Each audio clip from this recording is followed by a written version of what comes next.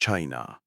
ይህች ምድር ለዘመናት ለቀሪው የዓለም ሕዝብ እንደ ተቆለፈ እንቆቅልሽ ሚስጥራዊ ነበረች። የጥንቱ ዓለም ቻይናን የሚያውቃት በታዋቂው የሐር መንገድ ሲልክ ሮድ በኩል ብቻ ነበር። ይህም መንገድ ከአድማስ ባሻገር እጅግ ኃያልና በሀብት የደለበች ምድር እንዳለች ጠቋሚ ነበር። ሌሎች ታላላቅ ሥልጣኔዎች ሲወድቁና ታሪካቸው ሲረሳ፣ ቻይና ግን በሺህ የሚቆጠሩ ዓመታትን ተሻግራ ስፍር ቁጥር በሌላቸው ሥርወ መንግሥታትና ንጉሠ ነገሥቶች እየተፈራረቀች ትንሣኤዋን ቀጠለች። በዓለም ላይ ረዥሙን ግንብ ከመገንባት አንስቶ በሰው ልጅ ታሪክ እጅግ አሰቃቂና ደም አፋሳሽ ጦርነቶችን እስካስተናገደችበት ጊዜ ድረስ ቻይና ዛሬ የምናውቃት የዓለም ልዕለ ኃያል ሱፐር ፓወር ሀገር ለመሆን በቅታለች። ቻይና ማለት በምድር ላይ ያለ ብቸኛዋና ረዥሙ ተከታታይ ሥልጣኔ ኮንቲኒዩስ ሲቪላይዜሽን ባለቤት ናት። ከ5000 ዓመታት በላይ የዘለቀ ታሪክ፣ የጥንቱን ዘመን፣ የመካከለኛውን ዘመን እና አሁን ያለንበትን ዘመናዊ ጊዜ ተቋቁማ የቆመች ሀገር። ግን ይህን ግስጋሴዋን መቀጠል ትችል ይሆን? ይህንን አስደናቂና ሚስጥራዊ ምድር ለመረዳት ታሪኩን ከመጀመሪያው መጀመር አለብን። የቻይና የመጀመሪያዎቹ ሰፈራዎች የተጀመሩት በሰሜን በኩል በሚገኘው በቢጫ ወንዝ የሎ ሪቨር እና በደቡብ በኩል ባለው በያንግዜ ወንዝ ዳርቻዎች ነበር። ሕዝቡ በወንዞቹ አካባቢ ባሉ ሜዳዎች ላይ በመስፈር ግብርናን የሕይወታቸው መሠረት አደረጉ። ማሽላና ሩዝን በብዛት ያመርቱ ነበር። አካባቢው ለግብርና ተስማሚ ቢሆንም አንድ ትልቅ ማዕት ግን ይህንን አዲስ ሥልጣኔ ስጋት ላይ ጥሎት ነበር። የቢጫው ወንዝ ጎርፍ። ይህ ጎርፍ በየጊዜው እየመጣ መንደሮችን ያጥለቀልቃል፣ ሰብልን ያወድማል፣ ሕዝቡንም ያለ ርኅራኄ ይጨርሳል። ምድሩ ጨካኝና ለእንግዶች የማይመች ነበር። ነገር ግን ይህ ሁሉ የተቀየረው በአንድ ሰው መምጣት ነው። ዩ ወይም ዩ ዘ ኢንጂነር። ዩ ማለት በቻይና ታሪክ ውስጥ በግማሽ አፈ ታሪክ በግማሽ እውነት የሚታወቅ ታላቅ መሐንዲስ ነው። ዩ ይህንን አደገኛ ወንዝ የመቆጣጠር ከባድ ኃላፊነት ተጣለበት። ነገሩ ቀላል አልነበረም፣ ምክንያቱም አባቱ ጉወን ሕይወቱን ሙሉ ይህንን ወንዝ ለመግዳት ግድቦችን ሲገነባ ቢኖርም አልተሳካለትም ነበር። ወንዙ የአባቱን ግንቦች እየሰበረ አባቱን አዋርዶት ነበር። እንግዲያው ሙሉ ትኩረታችሁን ወደዚህ ታሪክ ከማድረጋችሁ በፊት ለአንድ አፍታ ቪዲዮውን ላይክ እና ሰብስክራይብ በማድረግ ድጋፋችሁን አሳዩኝ። ነገር ግን ይህን የምታደርጉት እዚህ የምሠራውን ሥራ በእውነት ከወደዳችሁት ብቻ ነው። በተጨማሪም ከየትኛው የዓለም ክፍል እየተከታተላችሁኝ እንደሆነና እናንተ ዘንድስ ስንት ሰዓት እንደሆነ በኮሜንት ላይ ንገሩኝ። ከመላው ዓለም እነማን ከኛ ጋር እንደሚሆኑ ማየት ሁልጊዜም በጣም ደስ ይላል። ልጁ ዩ ግን በአባቱ ዕውቀት ተስፋ አልቆረጠም። ከሃው ይ ከተባለ ሌላ የግብርና ሊቅ ጋር በመተባበር አዲስ ዘዴ ቀየሰ። ግድብ ከመገንባት ይልቅ የጎርፉን ውሃ አቅጣጫ የሚያስቀይሩ ቦዮችን መቆፈር ጀመረ። ውሃው ወደ ባህር እንዲፈስ አደረገ። የተወሰነውንም ለግብርና እንዲውል አጠራቀመ። ልክ እንደዛ የጎርፉ ዘመን አበቃ። ባገኘው ታላቅ ስኬትም ሕዝቡ ዩን የቻይና መሪ አድርጎ ሾመው። በዚህም የሻ ሥርወ መንግሥት ተወለደ። ይህ የቻይና የሥርወ መንግሥት ሥርዓት ወይም ዳይናስቲክ ሲስተም መጀመሪያ ነበር። በዩ ዘመን ምድሪቱ በለጸገች። የድንጋይ የግብርና መሣሪያዎችና የጨረቃ ቀን መቁጠሪያ ሉናር ካሌንደር የተፈጠሩት በዚህ ጊዜ እንደሆነ ይታመናል። ዘመናት ነጉዱ። ዩ አረጀ። ሥልጣኑን ለማን ማውረስ እንዳለበት ሲያስብ ለልጁ ሳይሆን ለሚኒስትሩ ለመስጠት አስቦ ነበር። ነገር ግን ሕዝቡና መኳንንቱ የዩን ዘር ስለወደዱ ልጁ ቺ እንዲነግስ ፈለጉ። ፍላጎታቸውም ተፈጸመ። ይህም በቻይና ታሪክ ትልቅ ምዕራፍ ከፈተ። መሪነት በችሎታ ሳይሆን በደም ወይም በዘር የሚተላለፍበት ሥርዓት ተጀመረ። ይህ ሥርዓት ለሺህ ዓመታት ቻይናን ገዛት። ነገር ግን ሁሉም ነገር መጀመሪያ እንዳለው ሁሉ መጨረሻም አለው። በ16ኛው ክፍለ ዘመን ከክርስቶስ ልደት በፊት የሻ ሥርወ መንግሥት ዕጣ ፈንታው ጨለመ። የመጨረሻው የሻ ንጉሥ ጂ የተባለ ጨካኝ ሰው ነበር። ሥልጣኑን ለግል በቀልና ለብዝበዛ ተጠቀመበት። ጊዜውን የሚያሳልፈው በሴሰኝነት በኦርጂና በመተት ነበር። ሕዝቡ እየተራበና እየተሰቃየ፣ ንጉሡ ግን በቅንጦት ታወረ። ነገር ግን ቻይናውያን አንድ ጥንታዊ እምነት ነበራቸው፤ የሰማይ ፈቃድ መንዴት ኦፍ ሄቨን። ይህ እምነት እንደሚለው ሰማይ ለንጉሡ የመግዛት ሥልጣን የሚሰጠው በጎ እስከሆነ ብቻ ነው። ንጉሡ ክፉና ጨካኝ ከሆነ ግን ሰማይ ሥልጣኑን ይነጥቀዋል፣ አዲስ መሪም ይተካል።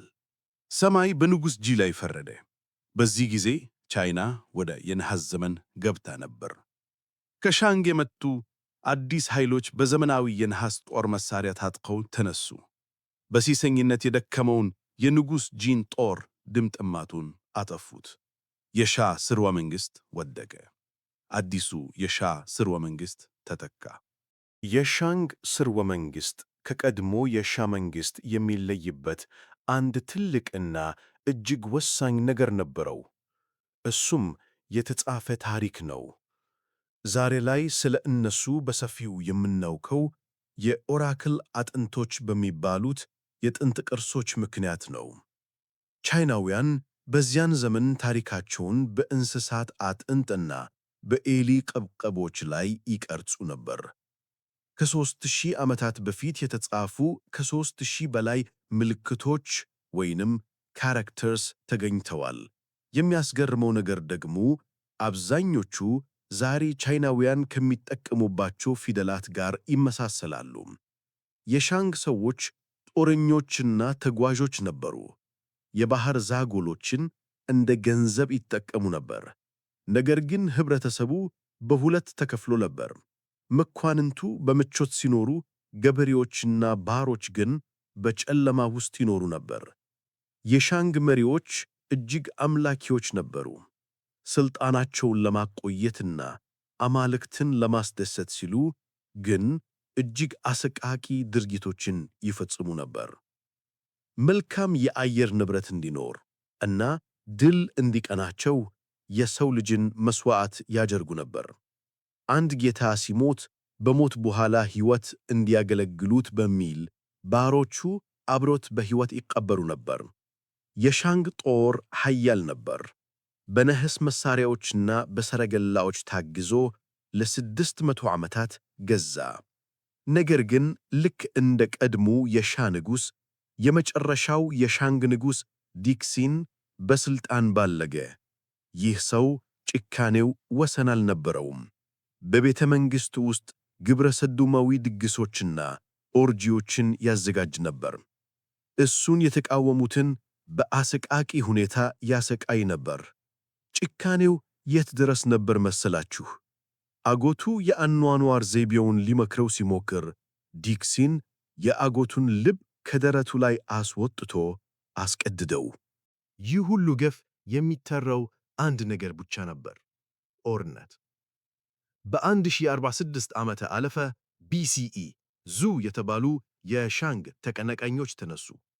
በሙዬ ጦርነት ባትል ኦፍ ሙዬ ታላቅ ፍልሚያ ተደረገ። ሕዝቡ በንጉሡ ተማሮ ስለነበር የሻንግ ባሮች እና ወታደሮች መሣሪያቸውን አዙረው የገዛ ንጉሣቸውን መውጋት ጀመሩ። በመቶ ሺህ የሚቆጠሩ አለቁ። ጨካኙ ንጉሥ ዲሺን መሸነፉን ሲያውቅ ወደ ቤተ መንግሥቱ ሸሸ። በዙሪያው የነበረውን ሀብት ሰብስቦ ቤተ መንግሥቱን በእሳት አቃጠለው፣ ራሱንም አብሎ አጠፋ። አሸናፊዎቹ የዙ መሪዎች ይህንን ድል ሲመለከቱ አንድ ነገር አወጁ። የሰማይ ፈቃድ ማንዴት ኦፍ ሄቨን ወደ እኛ መጥቷል አሉ። የዙ ጆው ሥርወ መንግሥት ቻይናን ለ783 ዓመታት ገዛ። ይህ በቻይና ታሪክ ረዥሙ የሥርወ መንግሥት ዘመን ነው። ይህ ዘመን ቻይናን የቀየረ ነበር። ፈረስ መጋለብ ተለመደ። የሕር ምርት ሲልክ ዝናው እስከ አውሮፓ ተሰማ። ከሁሉን በላይ ግን ቻይና ከነሐስ ዘመን ወጥታ የብረት ቴክኖሎጂን ተተቋተረች። አውሮፓ ገና ወደ ኋላ ቀርታ ሳለ የዙ ሰዎች ብረትን አቅልጠው መሣሪያ ማምረት ጀመሩ። ግን እንደተለመደው ሰላም ለዘላለም አይቆይም። የዙ ግዛት ሰፊ ስለነበር ንጉሡ መሬቱን ለመኳንንት ያከፋፍል ነበር። እነዚህ መኳንንት ግን ጊዜ እያለፈ ሲሄድ ኃያል ሆኑ። ለንጉሡ መታዘዝ አቆሙ። ዋና ከተማዋን አወደሟት። ንጉሡም እየሸሸ ወደ አዲስ ከተማ ሎያንግ ገባ። ይህም ቻይናን ታሪክ ወደ ሁለት ከፈለው፣ የምዕራብ ዙ እና የምስራቅ ዙ። የምስራቅ ዙ ዘመን ሲጀምር ማዕከላዊው መንግሥት ተዳከመ፣ ግዛቶቹ እርስ በርስ መናከስ ጀመሩ። ነገር ግን በዚህ መስቀልቀል ውስጥ የቻይናን አመለካከት ለዘላለም የሚቀይሩ ሦስት ታላላቅ ፍልስፍናዎች ተወለዱ። ዓለም የሚያውቀው ኮንፊሽየስ ወደ መድረክ የመጣው በዚህ ጊዜ ነበር። የዙ ሥርወ መንግሥት እየተዳከመ ሲሄድ በቻይና ታሪክ የመቶዎች የፍልስፍና ዘመን 100 years of thought የሚባለው ጊዜ መጣ። ጦርነትና ግድያ በበዛበት ዓለም ሰዎች ሰላም እንዴት ይምጣ ብለው መጠየቅ ጀመሩ። ከነዚህ ውስጥ ዋነኛው ኮንፊውሸስ ነው። አባቱ በልጅነቱ የሞተበት፣ እናቱ በድህነት ያሳደገችው ኮንፊውሸስ በወቅቱ የነበረውን የገዢዎች ሴሰኝነት፣ የቀጥታ ቀብሪና ጭካኔ ሲመለከት ልቡ አዘነ። መፍትሔው ስነ ምግባርና ክብር ነው አለ። ቤተሰብ የሁሉም ነገር መሠረት ነው ብሎ አስተማረ። ልጆች ለወላጆቻቸው መታዘዝ አለባቸው፣ ሚስት ለባል፣ ሕዝብም ለመሪው። ይህ የቤተሰብ ክብር ወይንም ፊሊያል ፓያቲ የተባለው እሴት እስከዛሬ ድረስ በቻይናውያን ደም ውስጥ አለ። በሌላ በኩል ሊጋሊዝም የሚባል አስተሳሰብ መጣ።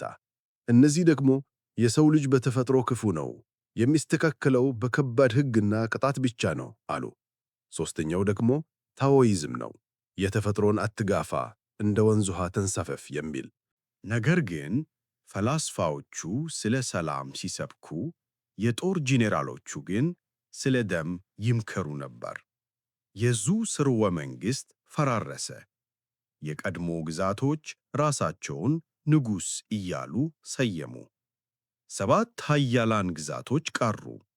ይህ ዘመን የተፋላሚ ግዛቶች ዘመን ተብሎ ይጠራል። በዚህ ዘመን ነው ታዋቂው ጄኔራል ሳንዙ የጦርነት ጥበብ የተሰኘውን መጽሐፍ የጻፈው። ጦርነት ተቀየረ።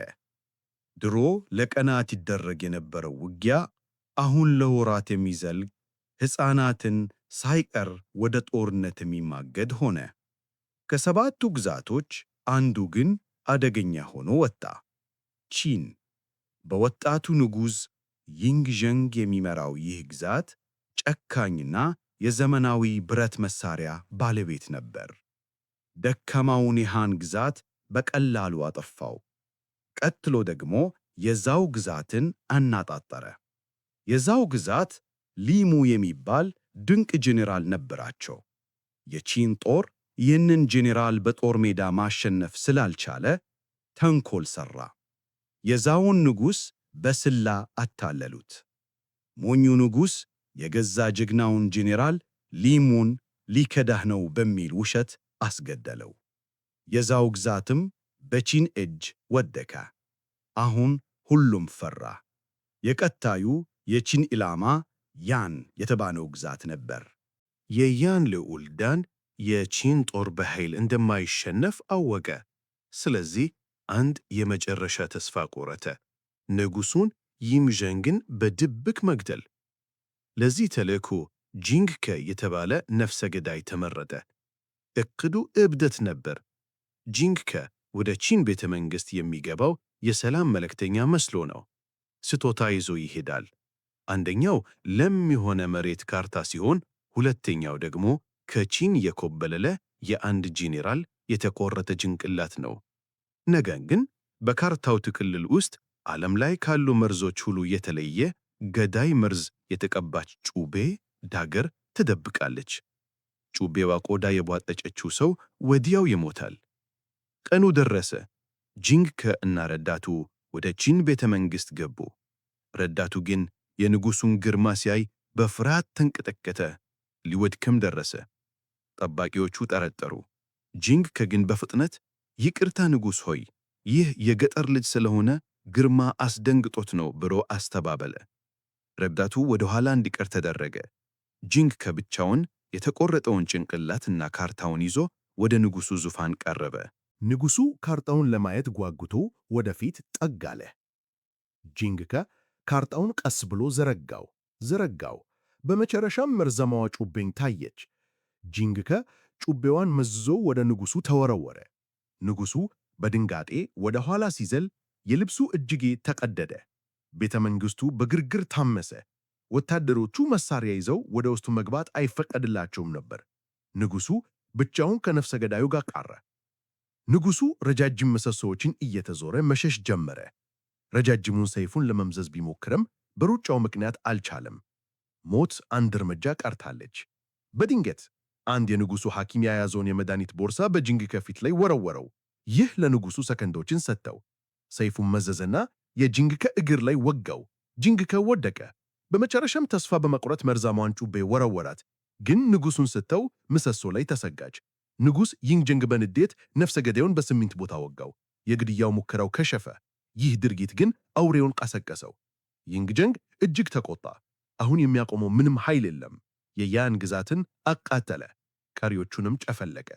በ221 ዓመት ቢሲኢ ሁሉም ተቀናቃኞች ጠፉ።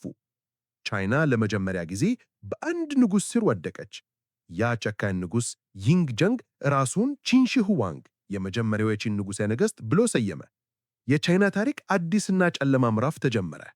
ቻይና የሚለው ስም የመጣው ከዚሁ ቺን ወይም ቂን ስርወ መንግሥት ነው።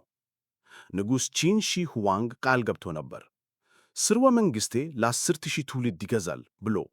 ነገር ግን የቆየው ለ15 ዓመታት ብቻ ነበር።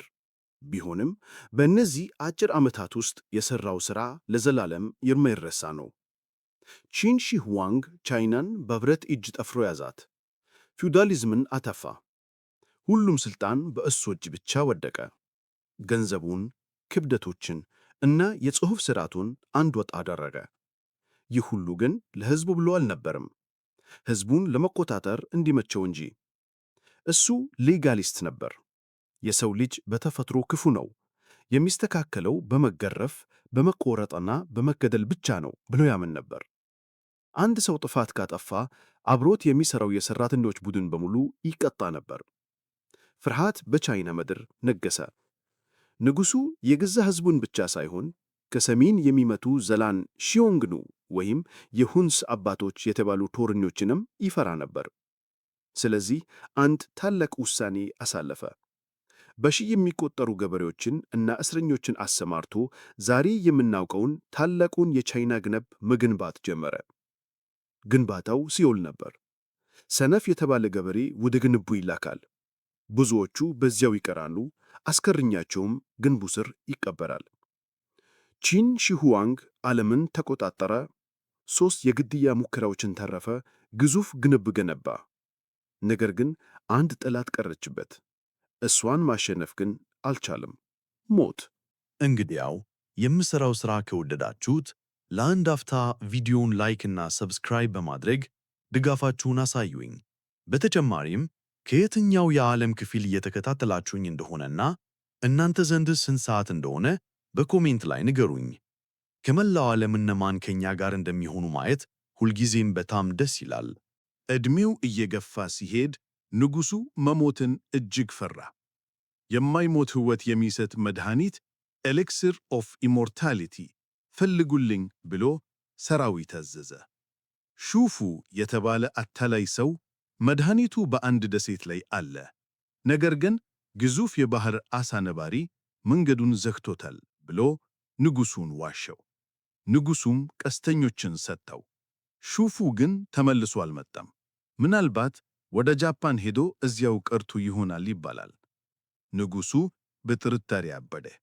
ምሁራን በእኔ ላይ እያሴሩ ነው ብሎ ስላሰበ ታሪክን ለማጥፋት ወሰነ። በሰው ልጅ ታሪክ የመጀመሪያውን የመጽሐፍ ማቃጠል ዘመቻ አደረገ። 460 የኮንፊሽየስ ምሁራንን በሕይወት እያሉ ቀበራቸው። እብደቱ እዚህ ላይ አልቆመም። ሙትን ለማሸነፍ ሲል ጠንቋዮቹ የሰጡትን ሜርኩሪ የተባለ መርዛማ ፈሳሽ መድኃኒት ነው ብሎ መጠጣት ጀመረ። እንዴት ያለ የሕይወት ምዘት ነው! ሕይወትን ለማራዘም የጠጣው ነገር ራሱ ሞትን ጠራበት። ንጉሥ ቺን ሺ ሁዋንግ በ49 ዓመቱ በመርዝ ሞተ። ግን ከመሞቱ በፊት ለድኅረ ሕይወቱ አፍተር ላይፍ የሚሆን እጅግ አስገራሚ ነገር አዘጋጅቶ ነበር። በ1974 የቻይና ገበሬዎች ጉድጓድ ሲቆፍሩ አንድ ነገር አገኙ። ዓለምን ያስደነገጠ ቅርስ። ከመሬት በታች በሺህ የሚቆጠሩ የሸክላ ወታደሮች ቴራኮታ አርሚ ለዘመናት ተደብቆ ነበር። እያንዳንዱ ወታደር የራሱ የሆነ የተለየ ፊት አለው። እንደ እውነተኛ ጦር በደረጃ ተሰልፈዋል። ንጉሡ ሞትን ማሸነፍ ካልቻልኩ የሙታንን ዓለም ገዛለው ብሎ አስቦ ነበር። ይህ ስፍራ ዛሬ የዓለም ስምንተኛው ድንቅ ተብሎ ይጠራል። የንጉሡ አሟሟት ግን ክብር አልነበረውም። አማካሪው ሊሲ ንጉሡ መሞቱ ከተሰማ ሕዝቡ ያምጻል ብሎ ፈራ። ስለዚህ የንጉሡን አስከሬን በሰረገላ አደረገ። አስከሬኑ እየተበላሸ ሲገማ ጠረኑ እንዳይሰማ ለማድረግ ከፊትና ከኋላው የሚገሙ ዓሣዎች የጫኑ ሰረገላዎችን አስከተለ።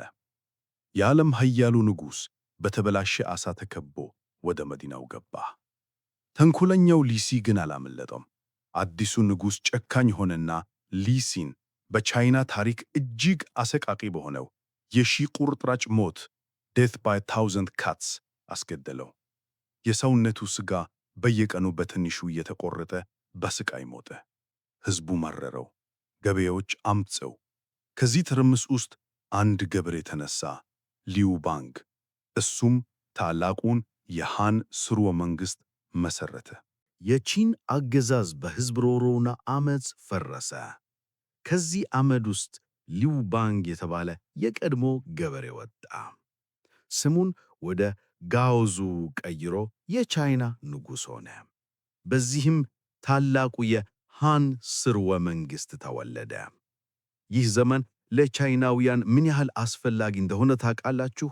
ዛሬም ድረስ ከ9% በላይ የሚሆኑት ቻይናውያን ራሳቸውን የሚጠሩት የሃን ሕዝቦች ብለው ነው። ንጉሥ ጋኦዙ ብልህ ነበር። የቺን ጨካኝ ሕጎችን አላላላ፣ ለገበሬዎት ቀነሰ። ሌጋሊዝምን ትቶ ወደ ኮንፊሽየስ ፍልስፍና ተመለሰ። መሪነት በዘር ሳይሆን በችሎታና በትምህርት እንዲሆን የሲቪል ሰርቪስ ፈተናን አቋቋመ። ነገር ግን የጋኦዙ እውነተኛ ፈተና የመጣው ከሞተ በኋላ ነበር። ንጉሥ ጋኦዙ ሲሞት ስልጣኑ ወደ ልጁ ሁይ ተላለፈ። ነገር ግን እውነተኛዋ ገዢ እናቱ ነበረች፣ እቴጌ ሉ። ይህች ሴት በቻይና ታሪክ ታይቶ የማይታወቅ ጭካኔ ፈጸመች። ንጉሡ በሕይወት እያለ ሌዲ ቺ የተባለች ተወዳጅ ቁባት ነበረችው። እቴጌ ሉ ይህችን ሴት ቀን እባብ ትጠላት ነበር። ባሏ እንደሞተ እቴጌይቱ በሌዲ ቺ ላይ የፈጸመችው ግፍ ለመስማት እንኳን ይዘገንናል። እቴጌ ሉ የሌዲ ቺን እጆችና እግሮች አስቆረጠች። ዓይኖቿን አውጥታ ጆሮቿን በእሳት አቃጠለች። መናገር እንዳትችል ምላሷን የሚያቆማጥር መድኃኒት አጠጣቻት። በመጨረሻም ይህችን አካለ ጎደለ ያለችውን ሕያው ሴት በአሳሞች መጸዳጃ ቤት ውስጥ ወረወረቻት። ስሟንም የሰው አሳም አለቻት። ልጇ ንጉሥ ሁይ የእናቱን ሥራ ሲያዩ በድንጋጤ ታመመ። ይህ የሰው ሥራ አይደለም ብሎ ሥልጣኑን ተወው። እናቱ እስክትሞት ድረስ ሥልጣኑን ለእሷ ለቀቀላት። ከዚህ የጨለማ ጊዜ በኋላ ንጉሥ ወ የሚባል ስልጣን ያዘ። በእሱ ዘመን ቻይና ከውጩ ዓለም ጋር ተገናኘች። ንጉሡ ከምዕራቡ ዓለም ጋር ለመገበያየት ፈልጎ መልእክተኞችን ላከ። በዚህም ታዋቂው የሃር መንገድ ተከፈተ። ይህ መንገድ ቻይናን ከሜዲተራንያን ባሕርና ከሮም ጋር አገናኛት። ቡዲዝም ወደ ቻይና የገባው በዚህ መንገድ ነው። ነገር ግን ሀገሪቱ በጦርነት ደከመች። በዘጠነኛው ዓመት ሚዕራድ ዋንግማን የተባለ ሰው ስልጣን ነጥቆ የሶሻሊስት ንጉሥ ለመሆን ሞከረ። መሬትን ለገበሬዎች አከፋፈለ፣ ግን አልተሳካለትም። ረሃብ እና ጎርፍ መጣ። ሕዝቡ ተራበ። በዚህ ጊዜ አንድ አስፈሪ የአመፅ ቡድን ተነሳ፣ ቀይ ኩያዮች። እነዚህ አማጽያን ከመንግሥት ወታደሮች ለመለየት ሲሉ የራሳቸውን ኩያ በቀይ ቀለም ይቀቡ ነበር። እንደ መንጋ በመትመም የንጉሡን ጦር ደምሰሱት። ንጉሥ ዋንግማን በጦርነት ተገደለ። ከዚህ ግርግር በኋላ የሃን ሥርወ መንግሥት እንደገና የምሥራቅ ሃን በሚል ስም ተቋቋመ። ወረከት የተፈጠረው በዚህ ዘመን ነበር። ቻይና እንደገና አበበች። ነገር ግን እንደተለመደው ሙስና ነገሰ። በ184 የቢጫ ሬማዎች የተባለ ሌላ አመፅ ተነሳ። የሃን መንግሥት እነዚህን አማጽያን ለማጥፋት ሲል ለጦር ጄኔራሎቹ ከመጠን በላይ ሥልጣን ሰጠ። ይህ ስህተት ነበር። ጄኔራሎቹ ኃያል ሲሆኑ ንጉሡን ማክበር አቆሙ። የሃን ሥርወ መንግሥት ፈራረሰ። ቻይና ወደ 3 ተበታተነች። ይህም ወደ ታዋቂው የሦስቱ መንግሥታት ዘመንና ወደ እብዱ ፍትወት አምላኪ ንጉሥ መራን። የሃን መንግሥት ሲውድቅ ቻይና እንደገና ወደ ጦርነት ገባች። ይህ ዘመን በታሪክ የሦስቱ መንግሥታት ዘመን (Three Kingdoms Period) ይባላል። ዌይ፣ ውና ሹሃን የተባሉ 3 ኃያላን ግዛቶች እርስ በርስ ተቦጫጨቁ። በመጨረሻም ጂን የተባለ አዲስ ኃይል መጣና ሁሉንም ጠራርጎ አጠፋቸው። በ280 ዓመተ ምህረት ቻይና እንደገና አንድ ሆነች። ግን ሰላሙ ብዙ አልቆየም። ለምን? ምክንያቱም አዲሱ ንጉሥ በታሪክ ታይቶ የማይታወቅ ሴሰኛ ነበርና። የጂን ሥርወ መንግሥት መሥራች የሆነው ንጉሥ ዉ ኤምፐረር ዉ ኦፍ ጂን ስልጣን ከያዘ በኋላ ፖለቲካውን ረሳው። ሙሉ ትኩረቱ ወሲብ ላይ ሆነ። ይህ ሰው ምን ያህል ሴሰኛ ነበር መሰላችሁ? የተሸነፈውን የጠላት ግዛት ቤተ መንግሥት ሲወር እዛ የነበሩትን 5000 ሴቶች ወደ ራሱ ቤተ መንግሥት አጋዛቸው። ቤተ መንግሥቱ በሺህ በሚቆጠሩ ቆንጆ ሴቶች ተሞላ። ንጉሡ ማንን መርጦ አብሮ እንደሚተኛ ግራ ገባው። መፍትሄው ምን ነበር? የፍየል ሰረገላ። ንጉሡ በፍየል በሚጎተት ሰረገላ ላይ ይቀመጣል። ፍየሎቹ ቤተ መንግሥትን እየዞሩ ሳር ይግጣሉ። ፍየሎቹ የቆሙበት ክፍል ውስጥ ያገኘውን ሴት አብሯት ይተኛል። ይህ ነገር የዕለት ተዕለት ሥራው ሆነ። ሴቶቹም ይህንን ሲያውቁ ዘዴ ቀየሱ። ንጉሡ ወደ እነሱ ክፍል እንዲመታ ለማድረግ የቀርከሃ ቅጠልና ጨው በራቸው ላይ ይበትኑ ጀመር። ፍየሎቹ ጨው ስለሚወዱ ወደ እነዚያ ክፍሎች ይሮጣሉ። ንጉሡም ጨው ወዳለበት ክፍል ገብቶ ፍላጎቱን ይፈጽማል። ለ8 ዓመታት ሙሉ የቻይና ንጉሥ በፍየሎች እየተመራ ሀገሩን ዘነጋት። ንጉሡ በ290 ዓመተ ምህረት ሲሞት ሀገሪቱ ፈራረሰች። የስምንቱ ልዑላን ጦርነት (War of the Eight Princes) ተነስቶ ወንድም ወንድሙን በላ። ይህ ትርምስ ለዘመናት ቀጠለ። ሰሜናዊ ቻይና በዘላኖች ተወረረች። ከ300 ዓመታት ብጥብጥ በኋላ በ571 ዓመተ ምህረት ሱይ የተባለ ሥርወ መንግሥት መታና ቻይናን እንደገና አንድ አደረጋት። ግን ይህን ያደረገው በደም ነበር። የሱይ ንጉሥ ያንግ ጓንግ ክፉ ነበር። በግንባታ እብደት ተለከፈ። የቻይናን ግንባ ለማደስ በሚል ሚሊየን ገበሬዎችን አሰቃይቶ ገደለ። ይህ አልበቃ ብሎት ጎጉሪዮ ማለትም የዛሬዋን ኮሪያ ለመውረር ዘመተ። ወረራው ግን የለየለት ውድቀት ነበር። የኮሪያ ጦረኞች የቻይናን ሰራዊት ረፍለፉት። ከሄደው ሰራዊት 90% የሚሆነው አለቀ። ሕዝቡ አለቀሰ። ገበሬዎች በቃን አሉ። ከዚህ የሕዝብ ቁጣ ውስጥ አባትና ልጅ የሆኑ 2 ጀግኖች ተነሱ፣ ሊ ዩዋን እና ልጁ ሊ ሺሚን። እነዚህ ሰዎች ጭካኙን የሱይ ንጉሥ ገልብጠው በቻይና ታሪክ ወርቃማው ዘመን የሚባለውን ሊጀምሩ ነው። ይህ ዘመን የታንግ ዘመን ነው። የታንግ ሥርወ መንግሥት። ይህ ስም በቻይና ታሪክ የክብርና የዝና ጣሪያ ነው። ሕዝቡ ከ50 ሚሊዮን ወደ 80 ሚሊዮን ያደገበት፣ ስነ ጥበብ የፈራበት፣ ዓለም ቻይናን ያደነቀበት ዘመን። ዛሬም ድረስ በምዕራቡ ዓለም የሚገኙ የቻይና ሰፈሮች ቻይና ታውንስ በቻይንኛ የሚጠሩት ታንግሬንጂ የታንግ ሕዝቦች ጎዳና ተብለው ነው። ነገር ግን ይህ ክብር በነፃ አልመጣም። የተገነባው በአባትና በልጆች መካከል በተፈጠረ እጅግ አደገኛ የቤተሰብ ሴራ ነው። አባቱ ሊ ዩዋን የመጀመሪያው የታንግ ንጉሥ ሆነ። ነገር ግን ልጆቹ ሰላም አልነበራቸውም። ታላቅ ወንድም ሊ ጂካንቼንግ አልጋ ወራሽ ነበር።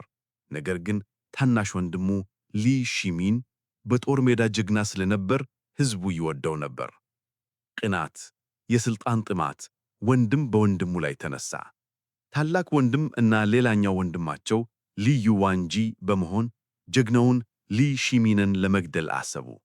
ሊ ሺሚንን ዋይን እንጠጣ ብለው ጋበዙት። ዋይኑ ግን መርዝ ነበረው። ሊ ሺሚን ደም እየተፋ በጭንቅ ተረፈ።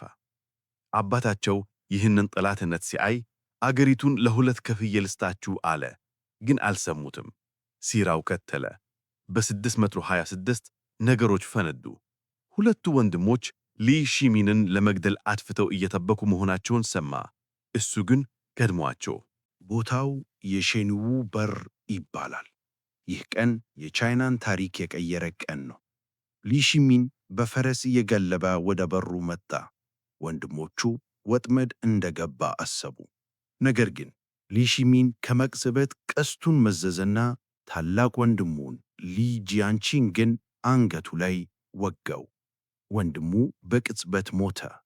ሦስተኛው ወንድም ሊ ዩዋንጂ በድንጋጤ ለመሸሽ ሞከረ። በዚህ ግርግር መሃል የሊ ሺሚን ፈረስ ተደናቅፎና ሊ ሺሚን መሬት ላይ ወደቀ። ሊ ዩዋንጂ አጋጣሚውን ተጠቅሞ የራሱን ወንድም ሊ ሺሚን በራሱ ቀስት ገመድ አንቆ ሊገለው ታገለ። ትንፋሹ ሊቋረጥ ሰከንዶች ሲቀሩት የሊ ሺሚን ጀነራል ደርሶ ሊ ዩዋንጂን በጦር ወጋው። አለቀ። ሁለቱ ወንድሞች ሞቱ። አባታቸው ሊ ዩዋን በድንጋጤና በሐዘን ሥልጣኑን ለቀቀ። አሸናፊው ሊ ሺሚን ንጉሥ ታይዞንግ ወይም ኢምፔረር ታይዞንግ ተብሎ ነገሰ። ንጉሥ ታይዞንግ ምንም እንኳን ሥልጣኑን በወንድሞቹ ደም ቢያገኘውም የቻይና ምርጡና ታላቅ ንጉሥ ለመሆን በቃ። በዘመኑ ቻይና የዓለም ኃያል መንግሥት ሆነች። ዋና ከተማዋ ቻንጋን ወይም ሺያንሳን 2 ሚሊዮን ሕዝብ ይኖሩባት ነበር። በወቅቱ የዓለማችን ትልቋ ከተማ። ታይዞንግ ብልህ ነበር። በሰሜን በኩል አስቸጋሪ የነበሩትን ቱርኮች ወይም ቱርክስ በጦርነትም በዲፕሎማሲም አሸነፋቸው። የቱርክ ጎሳዎች ተሰብስበው አንድ ታላቅና ልዩ ማዕረግ ሰጡት፣ ቴንገር ካን ወይም የሰማይ ካን ተብሎ። በታሪክ ለመጀመሪያ ጊዜ አንድ ሰው የቻይናም ንጉሥ የዘላኖቹም ካን ሆነ። ሃይማኖቶች አበቡ። ቡዲዝም፣ ታኦይዝም እና ኮንፊሸስ ተከባብሮ ኖሩ። ነገር ግን እንደምታውቁት ታሪክ ጠጣ መስመር አይደለም። ከዚህ ወርቃማ ዘመን በኋላ በቻይና ታሪክ እጅግ አስጋቂውና በዓለም ታሪክ በሞት ቁጥር ሂትለርንና ስታሊንን የሚያስተክ አስፈሪ ጦርነት ሊመጣ ነው። ምክንያቱም ደግሞ የአንድ ንጉሥ የፍቅር በደና የአንድ ከመጠን በላይ ወፍራም የሆነ ጀነራል ክህደት ነው። የታንግ ወርቃማ ዘመን ወደ ጫፍ ደረሰ። ነገር ግን ንጉሡ ዙዋንዞንግ ዕድሜው እየገፋ ሲሄድ ሀገር መምራቱን ትቶ በፍቅርና በቅንጦት ወደቀ። ሥልጣኑን ለሚኒስትሮቹ ሰጠ። ከእነዚህ ጀነራሎች አንዱ አንሉሻን ይባላል። እሱ ቻይናዊ አልነበረም፣ የቱርክ ዝርያ ያለው ሰው ነው። ይህ ሰው እጅግ በጣም ወፍራም ከመሆኑ የተነሳ አንድ ፈረስ እሱን ተሸክሞ መሄድ ይከብደው እንደነበር ይነገራል። ነገር ግን ንጉሡ ያምነው ነበር፣ ልጁ አድርጎት ነበር። ይህ እምነት ግን ለቻይና የመቃብር ጥሪ ነበር። በ755 አንሉሻን አዲሱ ንጉሥ እኔ ነኝ ብሎ አወጀ። 150,000 ወታደሮችን ይዞ ወደ ዋና ከተማዋ ዘመተ። ይህ የአንሉሻን ዓመፅ ይባላል። በሰው ልጅ ታሪክ ከተከሰቱት እጅግ ደም አፋሳሽ ጦርነቶች አንዱ። አንሉሻን ከተማዋን ሲቆጣጠር ንጉሡ ሸሸ። ነገር ግን ጉዞው ላይ የገዛ ወታደሮቹ አመሱበት። ይህ ሁሉ መዓት የመታው በአንተና በምትወዳቸው ዘመዶችህ ምክንያት ነው አሉት። ወታደሮቹ የንጉሡን ዘመዶችና እጅግ የሚወዳትን ቁባቱን በፊቱ አንቀው ገደሏቸው። ንጉሡ ምንም ማድረግ አልቻለም። ፍቅረኛውን ለእርድ ሰጥቶ ነፍሱን አተረፈ። በሌላ በኩል ራሱን ንጉሥ ብሎ የሾመው አንሉሻን ሰውነቱ ይበልጥ እየወፈረ ዓይኑ እየተፋና ባህሪው እየከፋ መጣ። በትንሽ ስህተት ሁሉ አማካሪዎቹን ይገርፍ ነበር። በመጨረሻም የገዛ ልጁ መኝታ ክፍሉ ድረስ ገብቶ አባቱን አንሉሻንን በጭካኔ ገደለው። ነገር ግን የቻይና ስቃይ ገና መጀመሩ ነበር። ጦርነቱ ቀጠለ። ሱያንግ በምትባል ከተማ የተፈጠረው ነገር ግን ዛሬም ድረስ ታሪክን ያስለቅሳል። ከተማው በአማጽያን ተከበበች። ምግብ አለቀ። ወታደሮቹ የሚበሉት አጡ። በዚያን ጊዜ የከተማዋ መሪዎች አንድ አስከፊ ውሳኔ ወሰኑ። ለመኖር ሲሉ የከተማዋን ነዋሪዎች መብላት ጀመሩ። መጀመሪያ ሴቶችን፣ ቀጥሎ አረጋውያንን እና ሕፃናትን እየገደሉ ሥጋቸውን ለወታደሮች ይመግቡ ነበር። ከተማው ስትከበብ 30,000 ሕዝብ ነበረባት። ጦርነቱ ሲያልቅ ግን በሕይወት የተረፉት 400 ሰዎች ብቻ ነበሩ። ሌላው በሙሉ ተበልቶ አለቀ። በመጨረሻ በ763 ዓመቱ ተሸነፈ። ታንግ አሸነፈ። ግን ምን ዋጋ አለው? ቻይና ፈራርሳለች። በዚህ ጦርነት ምክንያት ብቻ ከጠቅላላው የቻይና ሕዝብ 20% የሚሆነው አልቋል። ወደ 36 ሚሊዮን የሚጠጋ ሕዝብ እንደጠፋ ይገመታል። ታንግ ተዳክመ፣ ግዛቱ ተበታተነ፣ ሽፍቶች በዙ። ግን ከዚህ ሁሉ ጨለማ ውስጥ ዓለምን ለዘላለም የሚቀይር አንድ ግኝት በአጋጣሚ ተፈጠረ። ባሩድ፣ ገን ፓውደር። አንድ የቻይና አልኬሚስት ዕድሜን የሚያራዝም መድኃኒት ለመስራት ሲሞክር ድኝ፣ ከሰል እና ጨው ቀላቀለ። ድንገት ቡም! ቤቱ በላዩ ላይ ነደደ። ሰዎቹ ሳያውቁት የሰውን ልጅ ታሪክ የሚቀይረውን ባሩድ ፈጠሩ። ይህ ግኝት ግን የታንግን መንግሥት ከውድቀት አላዳነው። በ907 ታንግ ወደቀ። ቻይና እንደገና ወደ ትርምስ ገባች። የአምስቱ ሥርወ መንግሥታት ዘመን ተጀመረ። ይህ ዘመን የክህደት ዘመን ነበር። አባቶች በልጆቻቸው የሚገደሉበት፣ መሪዎች በሚስቶቻቸው የሚታለሉበት ዘመን። ነገር ግን ከዚህ በትባት በኋላ ሶንግ የተባለ ሥርወ መንግሥት ይመጣል። እናም በሰሜን በኩል ዓለም አይቶት የማያውቀው ፈረሱ ከመብረቅ የሚፈትን ጭካኔ ጦረኛ እየመጣ ነው። ጀንጊስ ካን። ከአምስቱ ሥርወ መንግሥታት ትርምስ በኋላ በ960 ሶንግ የተባለ ሥርወ መንግሥት ቻይናን እንደገና አዋህደ። የሶንግ ዘመን የቻይና የህዳሴ ዘመን ነበር። ባሩድ፣ ጋን ፓውደር ለመጀመሪያ ጊዜ ለጦር መሳሪያነት የዋለው የህትመት ማሽን ፕሪንቲንግ ፕሬስ እና ኮምፓስ የተፈጠሩት በዚህ ዘመን ነው። ሶንግ በዓለም ላይ ለመጀመሪያ ጊዜ የወረቀት ገንዘብን ፔፐር መኒ ያሳተመ መንግሥት ነው። ግን ሶንግ በቴክኖሎጂ ምጡቅ ቢሆንም በወታደራዊ ኃይል ደካማ ነበር። ከሰሜን የመጡ ጂን የተባሉ ዘላኖች የሶንግን ግዛት ወረሩ፣ ዋና ከተማዋን አቃጠሏት። የሶንግ መንግሥት እየሸሸ ወደ ደቡብ ወረደ።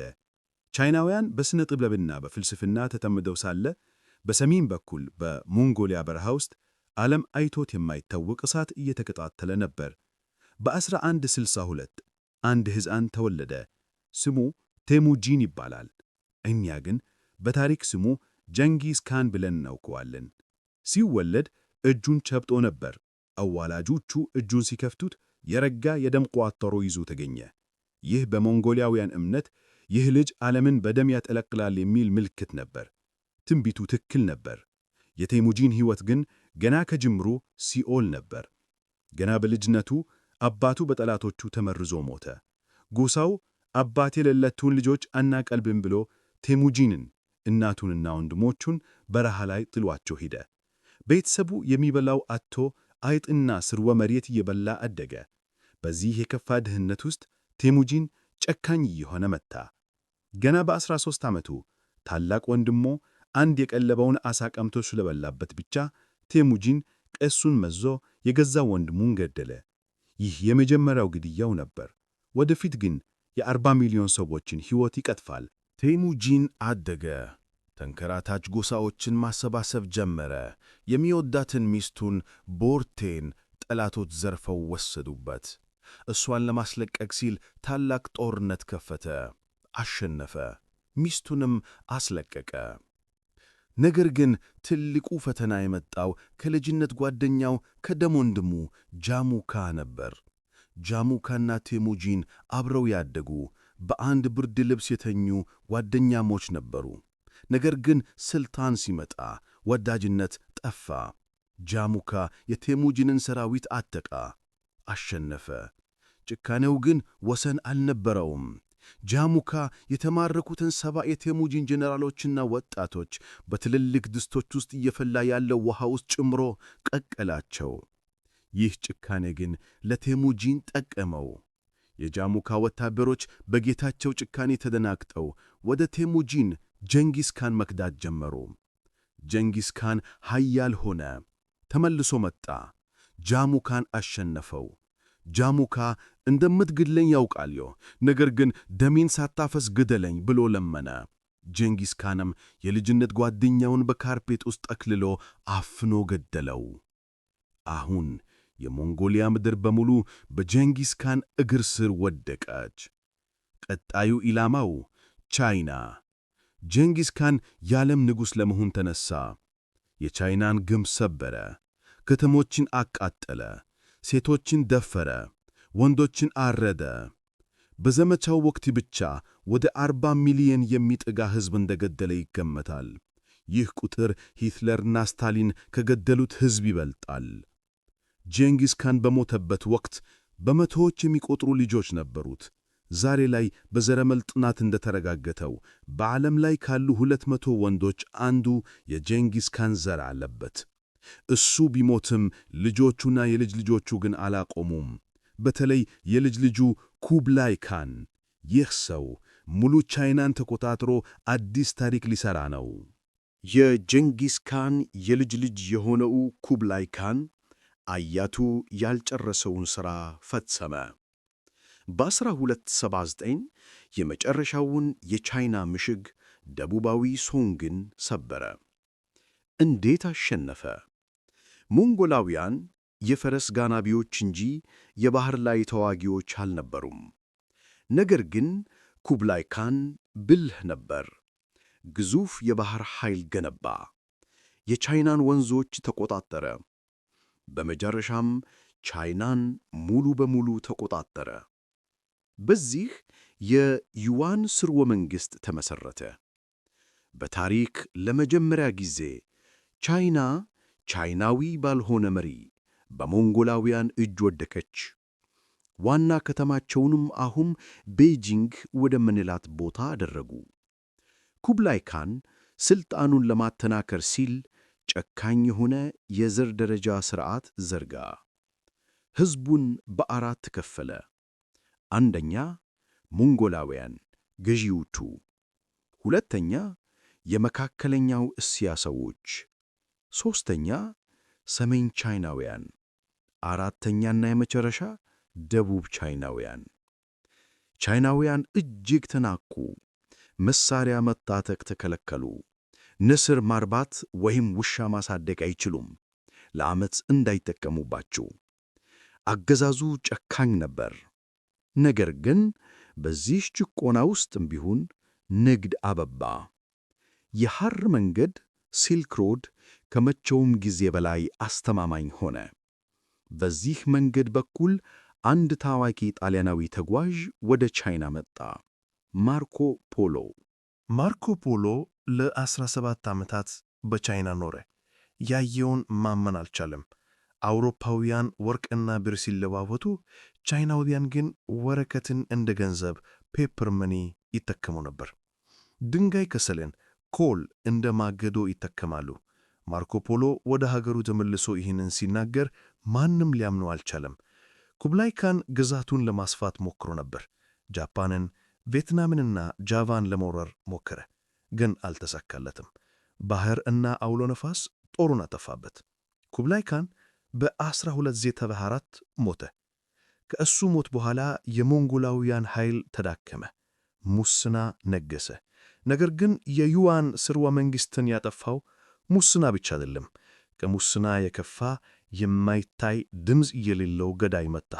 በ1300 ዘ ፕሌግ። ይህ በሽታ የተነሳው ከቻይና ነው።